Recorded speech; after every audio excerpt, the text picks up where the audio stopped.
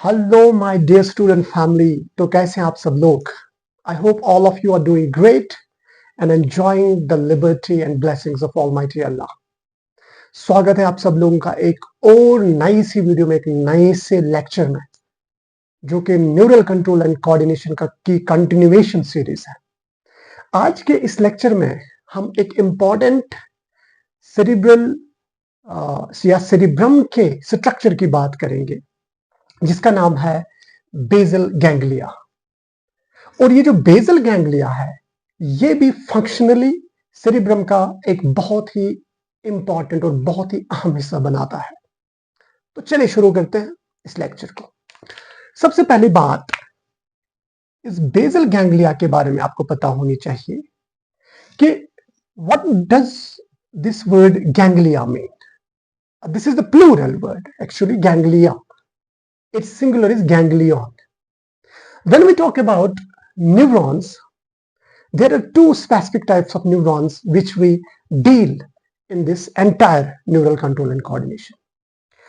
एक ऐसी कैटेगरी है न्यूरॉन्स की जो हमारे सेंट्रल नर्वस सिस्टम में पाए जाते हैं, यानी ब्रेन और स्पाइनल कॉर्ड के बारे में, वो एक कैटेगरी है। और दूसरी कैटेगरी वो है जो हमारे पेरिफेरल नर्वस सिस्टम में पाए जाते हैं। पेरिफेरल नर्वस सिस्टम की मैं आपको याद दिलाऊं, ये वो नर्वस सिस्टम है जिसमें हमारे क्रैनियल नर्व्स आते हैं, यानी वो नर्व्स आते हैं जो हमारे ब्रेन से अराइज होते हैं, और वो नर्व्स आते हैं जो हमारे स्पाइनल कॉर्ड से अराइज होते हैं। तो माय डियर स्टूडेंट्स, हर वो कोई न्यूरॉन जो जो क्रैनियल नर्व्स में प्रेजेंट है या स्पाइनल नर्व्स में प्रेजेंट है, या इनडायरेक्टली हम बोल सकते हैं जो पेरिफेरल नर्वस सिस्टम का पार्ट बनाता है, उनको हम गैंग्लियंस बोलते हैं। I hope this is clear. यानी गैंग्लिया का मतलब होता है neurons of peripheral nervous system.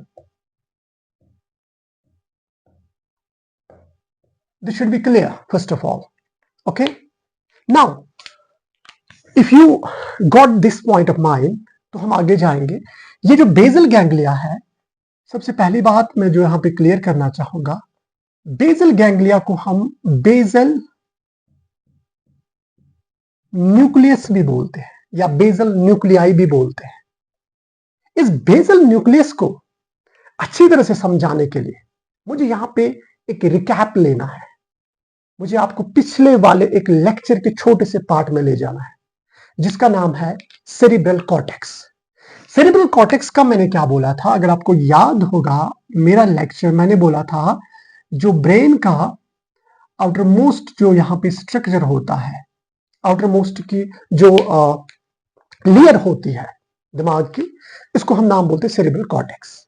ये सेरिब्रल कॉर्टेक्स जो है, ये आउटर ये वाली लेयर है, और इसका जो थिकनेस है वो 1.5 to 2 मीटर तक, 2 मिलीमीटर तक जो है, राइट, थिकनेस। अब यहां पे देखिए, जो ही और जिन न्यूरॉन से ये सेरिब्रल कॉर्टेक्स बने हुए होते हैं, इनको हम नाम बोलते थे, शाबाश, कॉर्टिकुलर न्यूरॉन्स।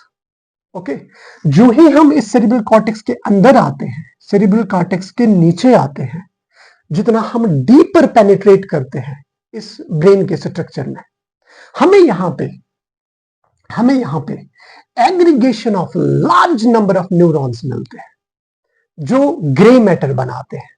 ठीक, जो मैंने पहले उस सेरिब्रल कॉर्टेक्स के स्ट्रक्चर में मैंने आपको बात बोली थी कि सेरिब्रल कॉर्टेक्स में ग्रे मैटर प्रेजेंट होता है। ग्रे मैटर का मतलब जितनी भी नर्व सेल की जो बॉडीज है, सेल बॉडीज होती है, वो जो एग्रीगेट करते हैं, वो हमारा बनाता है क्या? Grey matter. अब यहां पे ये सेरिब्रल बेसल गैंग्लिया या बेसल न्यूक्लियस किन न्यूरॉन्स को बोलते हैं?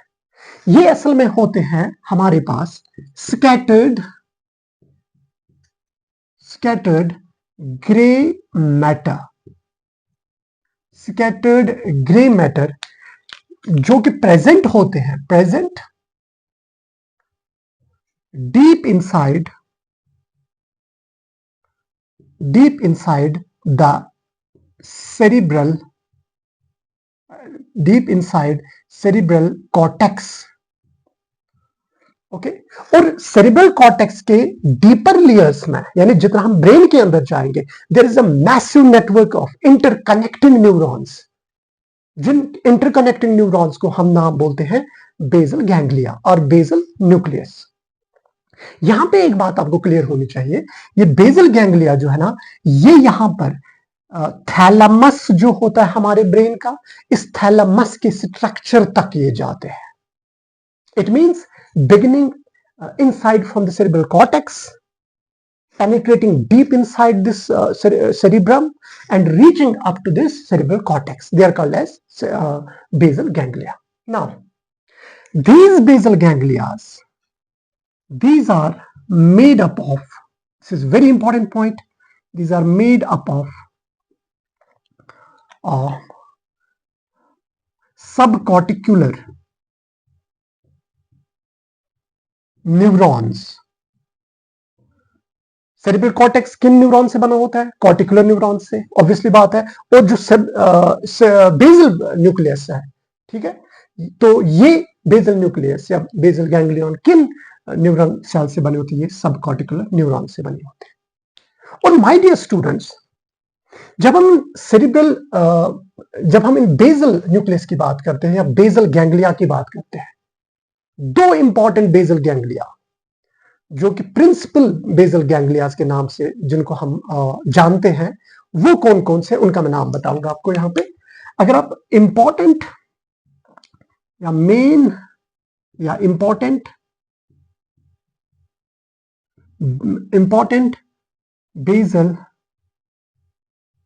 गैंग्लियंस की बात करूंगा, वो हमारे पास है। एक को हम नाम बोलते हैं लेंटिस्यूलर या लेंटिक्यूलर, बोलो लेंटिक्यूलर न्यूक्लियस। एक तो हमारे पास होते हैं लेंटिक्यूलर न्यूक्लियस, और दूसरा होता है, दूसरा very important, which is called as corpus striatum. Corpus striatum. तो मैंने क्या बोला? These lenticular nucleus and this corpus striatum, these are the two main or principal types of basal ganglia, the network of cells which are present in this cerebral cortex. बात यहां पे clear है? बात यहां पे क्लियर है? और ये जो लेंटिकुलर न्यूक्लियस और कॉर्पस स्ट्रिएटम क्या काम करते हैं? ये डिफरेंट फंक्शंस को ऑब्वियसली कंट्रोल करते हैं। किन फंक्शंस को कंट्रोल करते हैं? किन फंक्शंस को ये कंट्रोल करते हैं? लेट अस सी। देखिए, अगर हम फंक्शंस की बात करेंगे यहां पे, फंक्शंस ऑफ बेसल गैंग्लिया, बीजी मैंने शॉर्ट में लिखा। सबसे इंपॉर्टेंट जो इसका फंक्शन है वो है control of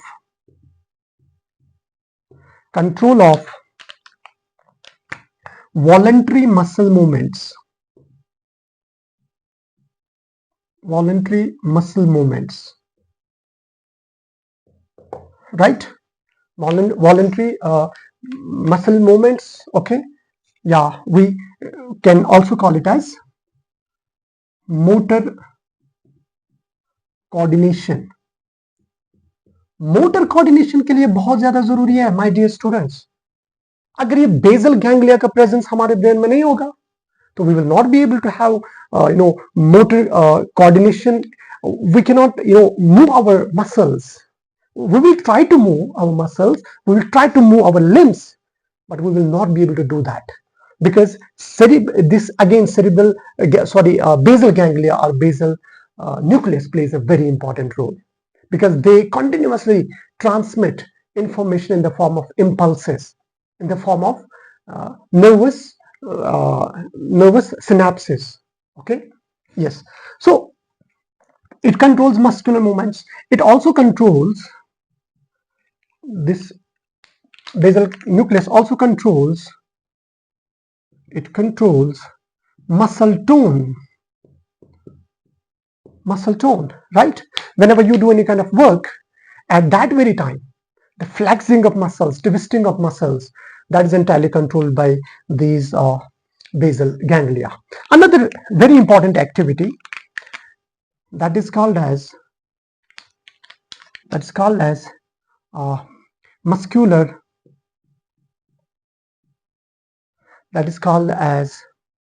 muscular uh, muscular coordination.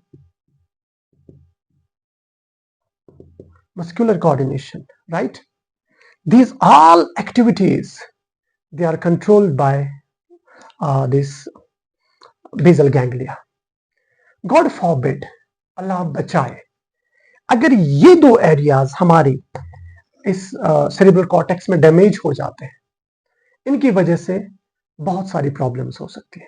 दो डिजीजेस है, दो डिसऑर्डर्स है जो बेसिकली इस लेंटिसुलर न्यूक्लियस और कॉर्पस सिट्राइटम की खराबी की वजह से हो जाती है। एक मशहूर जो डिजीज है जिसको हम पार्किंसंस डिजीज बोलते हैं, okay, Parkinson's disease.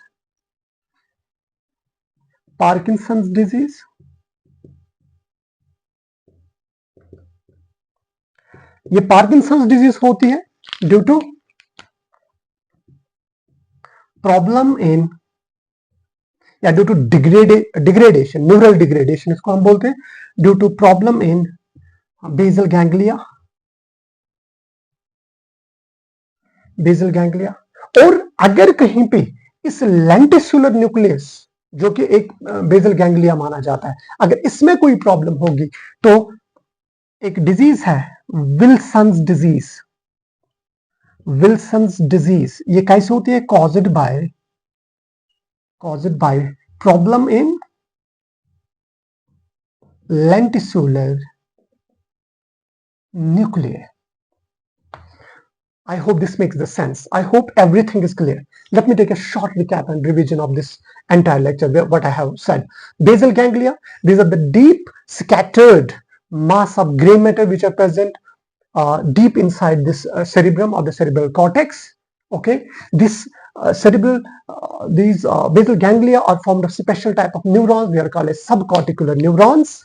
Okay, subcortical neurons, and there are two main important basal ganglia which are present, principal ganglia which are present in our cerebral cortex. One is called as a corpus striatum and second is called as a lenticular nucleus. All the motor coordination, right, all the motor coordination, our voluntary movements, voluntary muscular coordination, that is controlled by these basal ganglia. And if there is some problem, there is some malfunctioning in these two regions in the brain, in two regions of the cerebral cortex, we may have a very known problem or the disease that's called the Parkinson's disease due to problem in the basal ganglia, and second one is Wilson's disease, which is again caused by problem in the lenticular nucleus. I hope this makes the sense. If you find this lecture useful in any way, do support, like, share. Thank you very much.